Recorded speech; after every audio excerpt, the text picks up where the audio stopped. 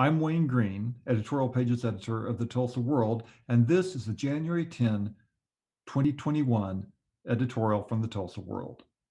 Headline: Good state revenue news should lead lawmakers to make sustainable, equitable choices to produce structural economic growth. The state legislature will have $8.46 billion to appropriate next year, an 8% increase over the amount in the current year's budget. In any other year, 8% growth would be outstanding, an opportunity to do big things at the state capitol. This year, it's still outstanding news, but not without some obvious reservations. The budget projection includes more than $1 billion from one-time sources, including projected unspent balances from prior years and money that was meant for road building and teachers' retirement. Spending that money might or might not be a good idea, but spending it on programs that will require continuing funding in the future is very dicey unless you have a sustainable plan to replace it. The legislature also faces the issue of funding voter-mandated Medicaid expansion, which takes effect July 1st. Medicaid expansion was absolutely the right idea for the state for many reasons, and the economic growth and state budget savings it will produce will eventually more than pay for its costs.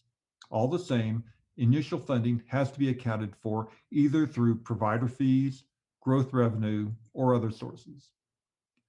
There are good options for quickly making Oklahoma's economy more robust, which would increase tax revenue, as Oklahoma Policy Institute's Paul Shin pointed out when the budget numbers first came out.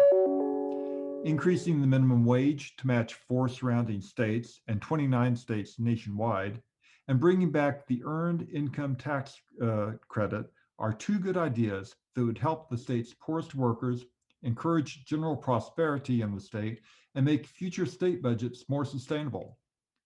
The solution to Oklahoma's long-term budget picture is to emphasize continued economic growth in an intelligent, equitable fashion.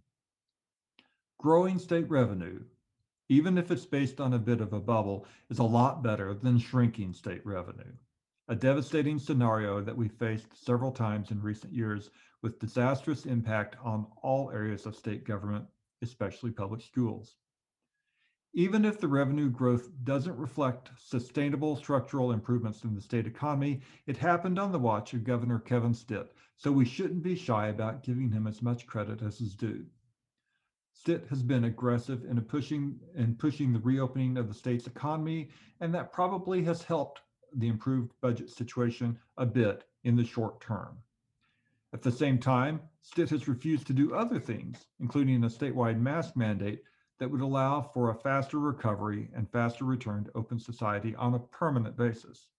Most tragically, it also would have avoided unnecessary sickness and death. What all this boils down to is this: Oklahoma's budget prospects could have been worse and have been in the recent past, but they're far from rosy, and the current course of state policy isn't well designed to make the good times continue.